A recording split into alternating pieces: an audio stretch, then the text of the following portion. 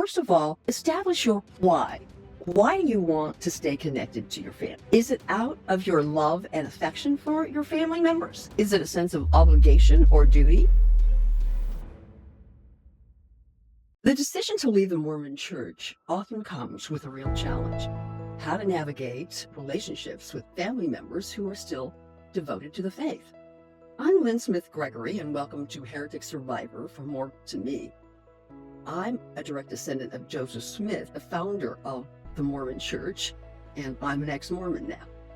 Today I'm sharing practical strategies for navigating those relationships while still maintaining and not compromising your sense of self. Whether you left the church a year ago or several months ago, I think you'll find that these are helpful, at least they were for me, in my decision to try to stay connected to my devoted Mormon family members. The need to feel connected to one's family runs deep. Historically, it was a matter of survival. Without the connection to the family or the tribe, survival was at risk. So it's deeply embedded in our psyche. And this is helpful to understand why you feel compelled to stay connected to your family, even when sometimes the relationship can be fraught with problems and misunderstandings. I think the thing that's helpful is to, first of all, establish your why. Why do you want to stay connected to your family?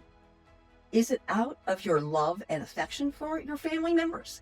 Is it a sense of obligation or duty? Understanding your why can help you put together a plan that will respect your boundaries and still maintain contact with more family members.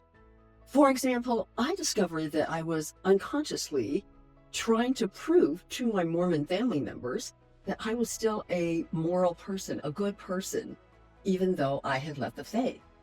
And in discussing it with my therapist, I had to realize that my Mormon family members are just not in a position to validate me this way, and I could let it go and move on.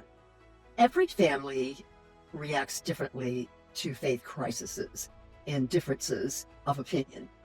Is your family generally loving and kind, or have they reacted with hostility, tension, and disrespect when you shared your decision to leave the church? It's helpful to have realistic expectations about what you can expect. Also, note whether or not there are other dysfunctional patterns in your family at play that may complicate trying to stay connected. This isn't about judging your family.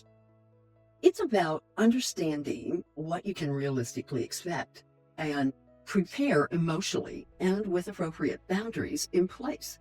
Healthy boundaries aren't walls. They're really guidelines to help you construct ways of staying connected while protecting yourself from harm, respecting yourself, and still allowing connection. Determine your non-negotiable boundaries in advance and how you'll respond to pressure if and when it occurs.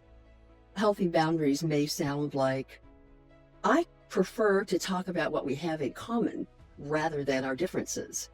Or, I'm happy to hear your opinion on this, but I won't be defending my reasons for leaving the church. You can anticipate how your family is going to react and prepare in advance so that you have responses at the ready. And this is really helpful when we're stressed. For many Mormons, exclusion from major family events happens largely because Mormon family rituals are so interwoven with their faith.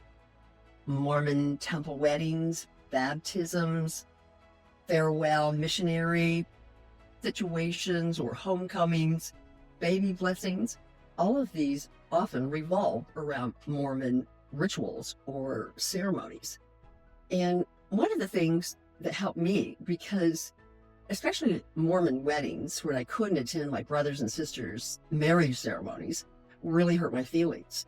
But I decided to try to proactively make some sort of connection or contribution to the situation outside of the Mormon parameters.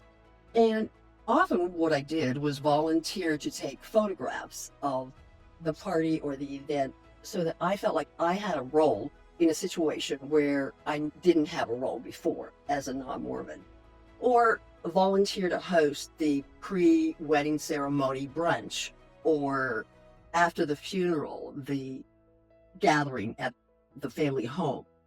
So look for ways to make a contribution and feel part of without sacrificing who you are and remaining a bystander. Before re-engaging with your Mormon family, carefully line up your support communities and people, your support network. A good therapist, especially one who's had training in religious trauma, can be essential and very, very helpful in processing what you're experiencing with your family and with your deconstruction process. Also, like-minded communities of other ex-Mormons or others from a high-control, high-demand religion can help you feel not so alone and provide suggestions or advice on how they've navigated this path. Learn about compassionate detachment, and that's where you can care deeply about someone without absorbing their judgments of you. And that's very helpful to remember that your Mormon family members simply don't have an experience or a context to understand how you feel. And that prevents them sometimes in behaving in a more compassionate, understanding manner.